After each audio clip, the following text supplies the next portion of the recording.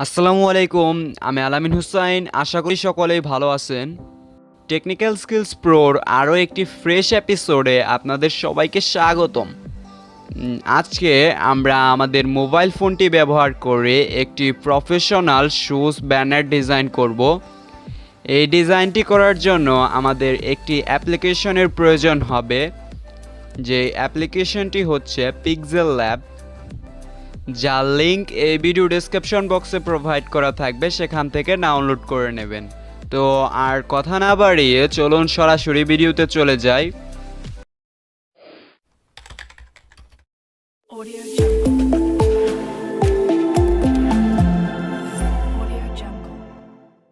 তো আজকের ডিজাইনটি করার জন্য আমাদের দরকার হবে Pixellab অ্যাপ্লিকেশনটি। এর জন্য আমরা আমাদের Pixellab অ্যাপ্লিকেশনটি ওপেন করে নেব।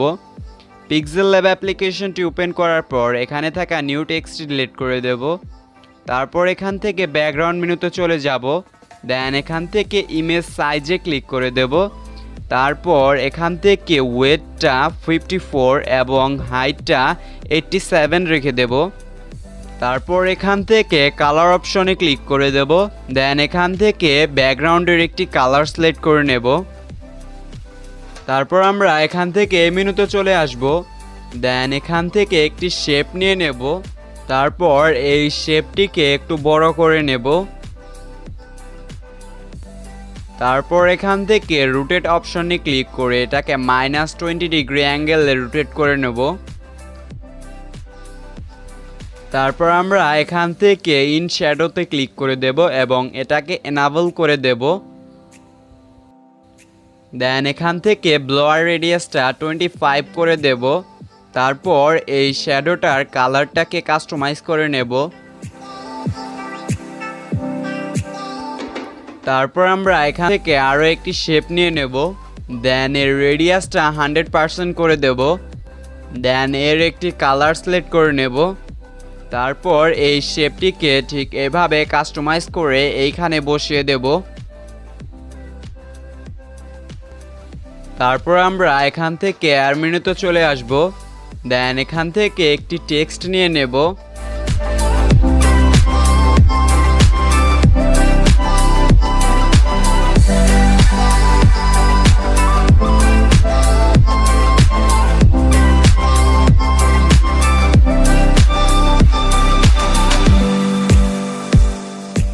তারপর আমরা আবার এখান থেকে এই মেনুতে চলে যাব।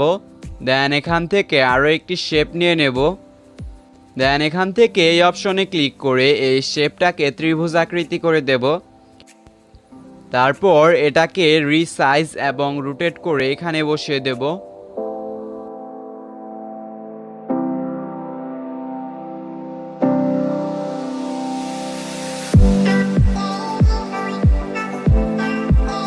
তারপর আমরা এখান থেকে ইম্পোর্টে ক্লিক করে আমাদের প্রোডাক্টটি ইম্পোর্ট করে নেব।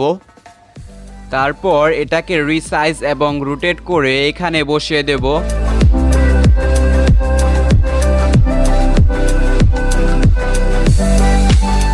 তারপর আমরা এখান থেকে ইন শ্যাডোতে ক্লিক করে দেব।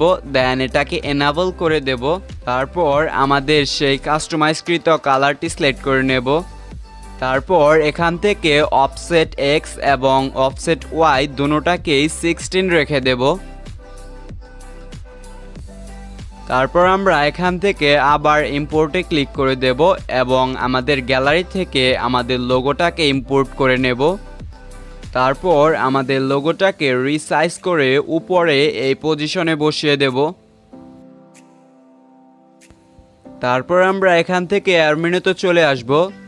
দেন এখান থেকে আমরা কিছু টেক্সট নিয়ে নেব।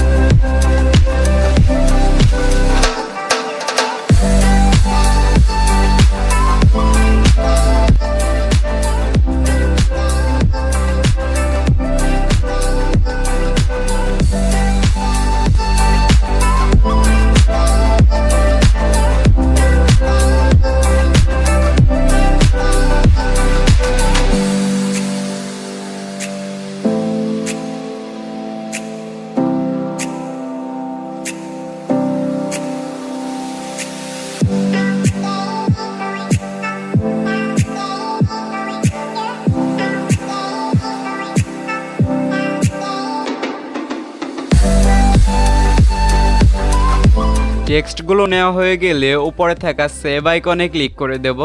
দেন এখান থেকে সেভ অ্যাজ ইমেজ, তারপর এখান থেকে ইমেজ ফরম্যাটটা পিএনজি সিলেক্ট করে নেব এবং কোয়ালিটিটা আলট্রা করে নেব।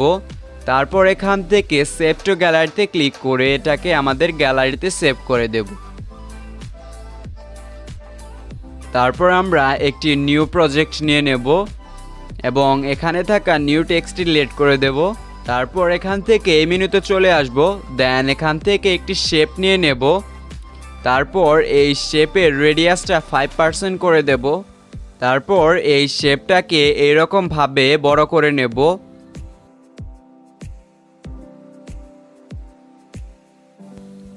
তারপর আমরা এখান থেকে টেক্সচার অপশনে ক্লিক করে দেব। তারপর আমরা কিছুক্ষণ পূর্বে আমাদের গ্যালারিতে যে ইমেজটা সেভ করেছি সেই ইমেজটা অ্যাড করে নেব। তো এখানে আমাদের শেপটি আমাদের ইমেজের সাথে ম্যাচ করেনি। এখান থেকে এডিট অপশনে ক্লিক করে এই শেপটাকে কাস্টমাইজ করে আমাদের ইমেজের সাথে ম্যাচিং করে নেব।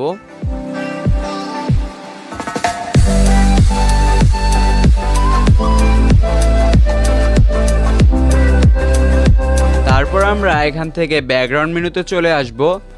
দেন এখান থেকে ব্যাকগ্রাউন্ডটা ট্রান্সপারেন্ট করে নেব। তারপর উপরে থাকা সেভ আইকনে ক্লিক করে দেব।